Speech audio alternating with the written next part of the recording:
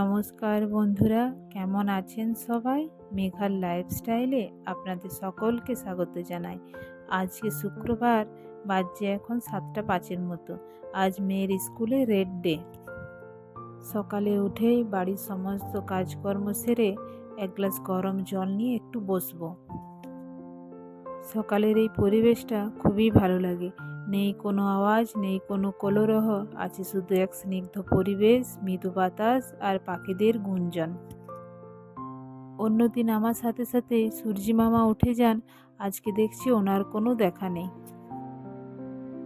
তবে জানেন, বিয়ের আগে মেয়েটা হওয়ার পরও আমার উঠতে দেরি হতো, আমিও এত তাড়াতাড়ি উঠতে পারতাম না। কিন্তু এখন যেহেতু হাজব্যান্ড নাইট শিফট ডিউটি থাকেন, উনি আসেন 7টা সাড়ে 7টার মধ্যে, তাই আমাকে সকালেই উঠে যেতে হয়। সময়ের সাথে সাথে তো সবই চেঞ্জ হয়ে যায় বলুন।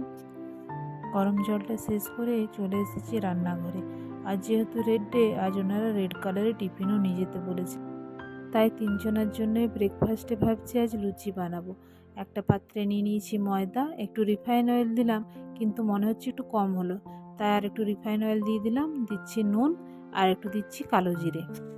ময়দাটা ভালোভাবে মেখে নিয়ে আমাদের জন্য তুলে রাখবো, আর মেয়েটার জন্য একটু বিট গ্রেট করে দিয়ে দেবো। ময়দাটা মাখা হয়ে গেছে। মেয়েটার জন্য দুটো লুচির মতন ময়দা তুলে এক টুকরো বিটকে ভালো করে ধুয়ে গ্রেটারে করে গ্রেট করে দেব। আমাদেরটাতে আর বিট দিচ্ছি না, আমাদের প্লেন ময়দারই লুচি বানাবো।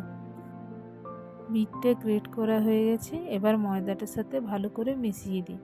মেয়েটা জানেন ছোটোবেলা থেকে লুচি বা রুটি খেতে অতটা ভালোবাসতো না, ও একটু ভাত খেতেই ভালোবাসে। কড়াইটা গরম হয়ে গেছে, এবারে তেলটা দিয়ে দিই। তেলটা গরম হতে হতে ওর জন্য দুটো লুচির মতন ময়দাটা মেলে নিই। আমাদেরগুলো পরে বানাবো, লুচি তো একটু গরম গরম না হলে ভালোও লাগে না। এখনও ওর বাবা আসেনি, ফোন করতে উনি বললেন ওনার একটু দেরি হবে, তাহলে উনি আসুক তখনই লুচিগুলো ভাজবো।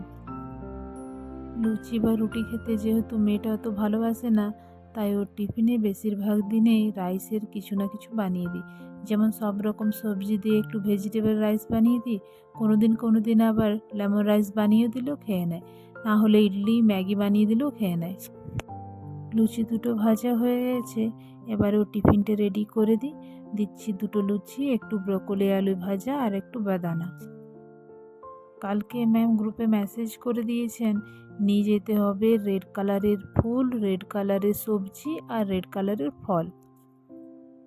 রেড কালারের টিফিন রেডি, এবারে যাই ওগুলো রেডি করে নিই, তারপরে গিয়ে মেয়েটাকে তুলবো, ওকে ফ্রেশ করিয়ে নিয়ে যাব স্কুলে। দিয়ে দিয়েছি একটা আলু বোখরা, একটা গোলাপ আর একটা বিট।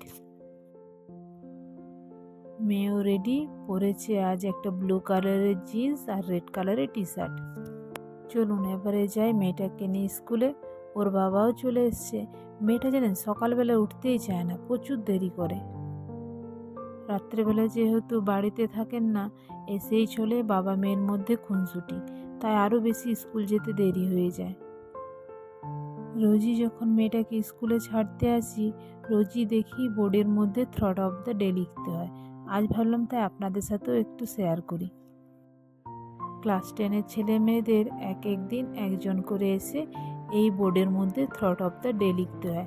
আজ যেমন থট অফ দ্য ডেতে লেখা আছে hard work can bit the talent. সত্যিই তাই। রুমে এসে দেখি ওনারা প্রজেক্টটা চালু করে দিয়েছেন।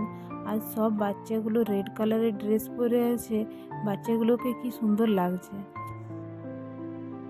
স্কুলে যেহেতু প্রায় দিনই কিছু না কিছু অনুষ্ঠান পালন করা হয়, তখন ওনারা এই প্রজেক্টরটা চালু করে দেন, বা রাইমস পড়ানোর সময়, বাচ্চাদের খাওয়ানোর সময় ওনারা এই প্রজেক্টরটা চালু করেন। যেহেতু অনেকটা সময় স্কুলে, তো ওদেরও একটু ভালো লাগে। আজ রেড ডের জন্য পুরো রুমটাকে ওনারা রেড কালারে বেলুন দিয়ে সাজিয়েছেন, আর এই টেবিলগুলোতেও সমস্ত রকমের রেড কালারের সবজি, ফল, ফুল, বাচ্চাদের খেলনা দিয়ে সাজিয়েছেন। বাচ্চাগুলো আজ বেশ খুশি, ওরা পালন করুক ওদের রেড ডে। আমি এবারে বাড়ি ফিরি। তবে মেয়েটার মনটা একটু খারাপ আছে, এই সময়টা ওর একটু মনটা খারাপ হয়ে যায়। অনেকটা সময় তো আমাদেরকে ছেড়ে থাকতে হয়, তবে কিছুক্ষণ পরেও ঠিকও হয়ে যাবে। বাড়ি ফিরে হাজব্যান্ডকে লুচিগুলো ভেজে দিই, উনি খাবার খেয়ে শুয়ে পড়বেন। সন্ধেবেলাটায় মেয়েটাকে নিয়ে একটু পড়াতে বসিয়েছিলাম, তো দেখছি প্রচুর মাইকের আওয়াজ। বাড়ির থেকে কিছুটা দূরে হচ্ছে গণেশ পুজো। তো হাজব্যান্ডকে বললাম চলো একবার পুজোটা দেখে আসি। আর যেহেতু শুক্রবার ওনার অফিস ছিল, কিন্তু আজ উনি ওয়ার্ক ফ্রম হোম নিয়েছেন। একবার বলাতে উনি রাজি হয়ে যেতে ফটাফট রেডি হয়ে মেয়েটাকে রেডি করে চলে এলাম লাস্টবারের মতন গান্নু বাবার মুখদর্শনে। বাজছে 7:30টার মতো, এসেই দেখছি আরতি আরম্ভ হয়েছে। তো কিছুক্ষণ মেয়েটাকে নিয়ে এখানে বসবো, দিয়ে ফেরার পথে ফুচকা খেয়ে বাড়ি ফিরবো। আর গণেশ ঠাকুরের কাছে একটাই প্রার্থনা করি, আমার পরিবারের সাথে সাথে আপনারাও ভালো থাকুন, সুস্থ থাকুন, কারণ এখন তো আপনারাও আমার একটা পরিবার। আর আমরা যে অন্যায়ের প্রতিবাদে নেমেছি তার যেন সঠিক বিচার পাই, ভবিষ্যতে যেন আর এভাবে আমরা কোনো মেয়েকে না হারাই।